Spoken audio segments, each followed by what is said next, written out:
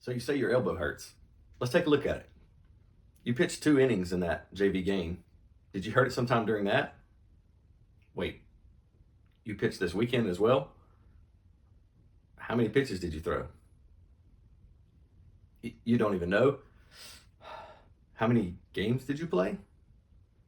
4 games between Friday and Sunday? Oh man, that's a problem. Hi, I'm Chris Gleason, head athletic trainer at Purvis High School and DAT student at Indiana State University. And today I'm going to talk to you about sports specialization and how we take data about those specializers and turn it into wisdom that helps inform our decision making in our practice. How do the prevalence, types, and risk factors of high school athletes who specialize differ from multi-sport athletes? That was the question that I came up with. When I brainstormed on this, I realized that I have a lot more student athletes who are injured, and it could be related to their specialization through travel ball teams and clubs, and also playing for the school. These students, athletes, are playing year round.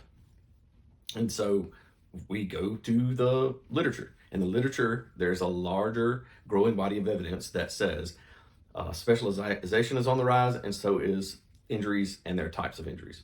So we work our way through the data wisdom continuum.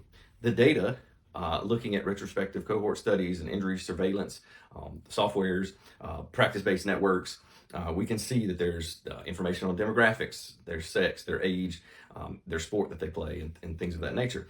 And as we work our way into organizing that data into information and starting to group those things, we start to gain some momentum in our knowledge category. So understanding that there's some of those things that are linked, and now we're starting to see patterns. Patterns that point out what sport they play and their age and their sex and the types of injuries that they're having, and even the phase of the season that they're in, if they're a high school athlete in the off season or even in the middle of the season. Man, I've seen firsthand patients go pitch a game on the weekend and then come and play 2 to 3 games that week. And they're 14 years old. So it's pretty stressful on them. And that points us in the direction of wisdom.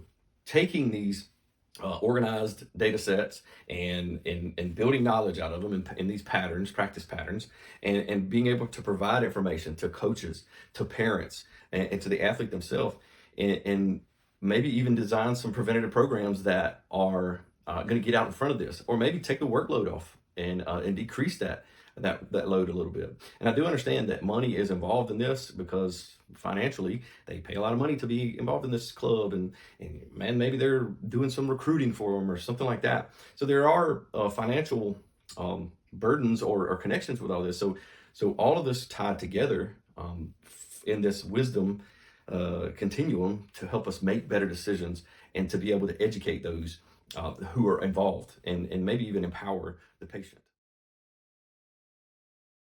First, we got to get into the data gathering. So using scholarly databases like EBSCO, specifically Sports Discuss, and PubMed, we used search words like high school athletes, adolescent athletes, specialization, multi-sports, injuries, prevalence, and risk factors.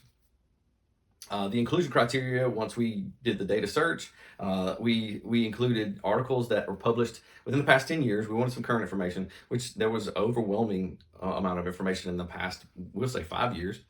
So there's a lot of current information there. We wanted to do studies focused on high school athletes, so roughly 13 to 18 range, 19 maybe. And we want to also include specialization and the differences between specialization and multi-sport athletes. The exclusion criteria was obviously if they were not in that age range, if they were younger than the 13 range, or if they were older than that 18 range, the collegiate athlete, we excluded those. And we excluded studies that focused specifically on a single sport or a single injury. But we also didn't want to include anything that didn't compare multi-sport to specializing. So those were the exclusion criteria.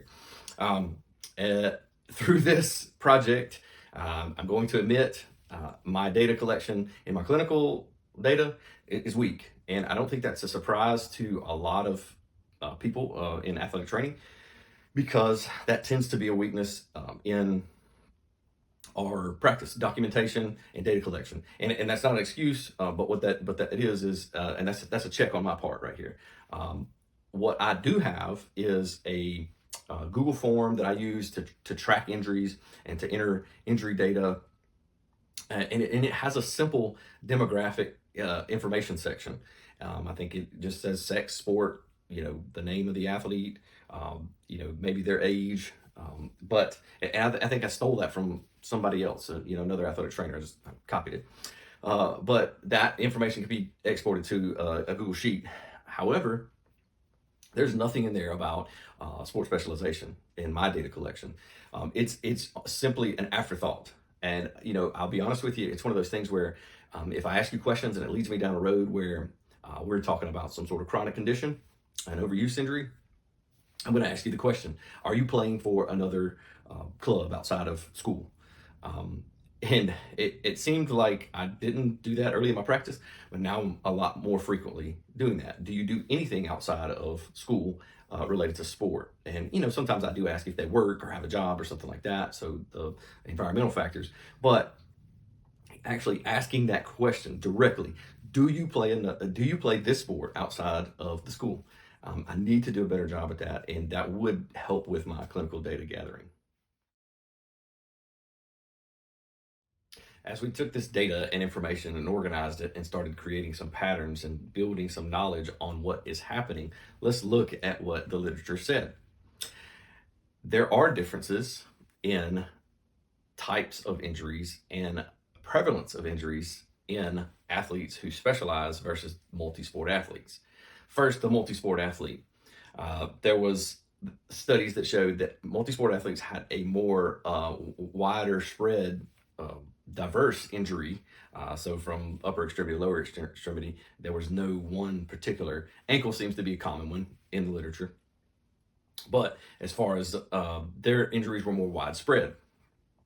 Also, there was less incidence of burnout, interesting, and there were even studies that showed uh, longevity of careers and a higher incidence of being picked up in the NFL draft if you played multiple sports. I thought that was pretty interesting. So why do they specialize? Well, they're trying to get a leg up on the competition, but what actually happens is there is a higher incidence of burnout, which is interesting to me because, yeah, you need a break. We need to change things up. You need to go from season to season. There is a higher incidence of shoulder and elbow injuries, and there is a higher incidence of knee injuries. And all three of those are chronic injuries. So, overuse. And that makes sense. And honestly, if I informally look at my clinical data, I see those injuries: elbows, shoulders, and knees. And what sports do you see those in? Well, it would make sense. Throwers, so softball and baseball players, jumpers, basketball, and track athletes. Gymnast, I don't have, but that is a high injury overuse sport. Soccer players and tennis players and volleyball players. And well, my volleyball team went to the state championship this past year. And guess what? Those girls are playing right now during the summer. So we'll see how that pans out. We actually will see how that pans out because we'll put something in our injury report. That's to come. So what do we do with that information, or that knowledge that we just identified? Well, this may be outlandish in the dirty South here, but maybe back off a little bit. Wait, what? Decrease the workload, especially different phases of training or different phases of the season. So maybe step back a little bit. Maybe if they're playing for a club, I can communicate with our coach. I don't talk to the club coach and say, Coach, they played 2 days this weekend. Maybe let's take it easy from throwing the ball. Or maybe let's not do so many overhead hits. Maybe let's just do some passes. Okay, so that's one thing that we can do, get out in front of that. Maybe we can create some off-season strengthening programs that are strengthening those muscles up to prevent those injuries and maybe get out in front of some of those things. And to be honest with you, with the whole burnout thing, I did have experience working with a international soccer team, and they had an app that they used, and it would track their training load, and it would track their perceived mental status. And I thought that was a very interesting thing and pretty progressive, but also a good use of technology. And the coach is linked to that and said, Johnny doesn't feel so well today. He practiced for 3 hours yesterday, and it was 104 heat index. Wet bulb. So we need to take it easy on Johnny today. So I think that's a really neat step in the right direction. Maybe we could start using that their phone and saying, "Hey, how are you feeling right now?" And let's maybe gauge our practices from that. They don't need more practice because they're playing all the time. Uh, so maybe it's taking a step back instead of putting more on their plate. Next up, we're going to talk about the use of health information technology. The last phase, I would say, is maximizing or improving our health information technology. As I stated earlier, a little bit of a weakness on my part for the information that I'm actually collecting, the data that I'm actually collecting from the patient. It's an afterthought to ask, do you play another sport, or do you play this sport outside of what we're doing here? So that's a simple fix. I can just take my form that I track injuries with and add in that as a checkbox or a drop menu. Another thing that I've actually considered recently, after speaking to a few different athletic trainers about this, is having a running tab, whether it be a spreadsheet like the NCAA has to surveillance of injuries, that tracks all this information with no personal identifiable health information on it. Everything's de-identified, and just start keeping that information more readily available, keeping that data more readily available, and tracking it in real time. And I think that's a good close of the day. Like, how many patients did you see with this, and this? Or that pops up as a thing. Here's a reminder. Put a built-in alert on the form that says you need to enter this into your spreadsheet. And so we take that and we can have more real-time, up-to-date, accurate data to help progress that knowledge and be able to take that and communicate that to the stakeholders, the patient, the parents, the coaches, heck, even maybe school teachers, honestly, in certain respects. And maybe organize that data a little bit better in visuals, whether it be charts or graphs or whatever that might be, to show them, hey, look, here's what is happening here. And that way they can see it and say, oh, okay, I see what you're saying.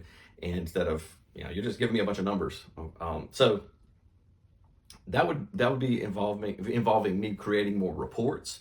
I do have an injury report that I just kind of give to coaches, but honestly, it's very simple. And maybe I'm underestimating the coach by just saying, here's the injuries. This is what they can and can't do. They're limited. They're out.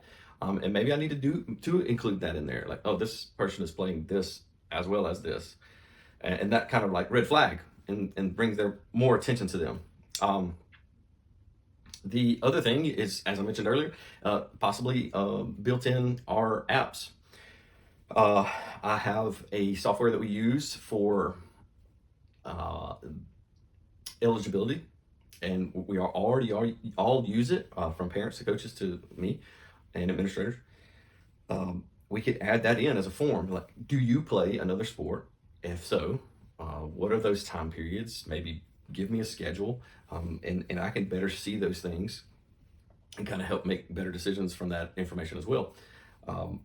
I think the biggest obstacle that we have here, well, first of all, is myself. Let me get out of the way of myself. Keep a tab open and track that information. Build it into the form, which is an easy fix. But I think the biggest obstacle that we have here, as I mentioned earlier, is financial investment. I think that's a big deal in this. I'm paying a lot of money to play, this basketball league. I've heard that recently, and I'm not going to not miss this tournament just because you said I needed to take 3 days off. Okay, well, I'm sorry, but that's what we should do. The other thing that I see as an obstacle is, man, that old school mentality of we need to practice more, we need to practice harder, and you're just not going hard enough, and why are you dragging around? Well, they're dragging around because they're burnt out. They're playing this year round. They're tired physically and mentally, and their body is trying to grow at the same time they're putting this workload on. So that mentality, and it's not just from coaches, it's environmental as well. Parents are pushers of that as well. So, it, another unique set of circumstances I get is, well, do you want to be a tornado or do you want to play for this club over here? And it's not fair to the patient, but it's also sending the wrong message that you need to suck it up and just continue. So there are some obstacles here, but overall, I learned a lot about myself through this project, that there is solid information out there and solid data out there that I can organize and present in a way that all people involved can make better decisions and help decrease burnout, decrease chronic injuries, and just overall maybe increase their sports performance.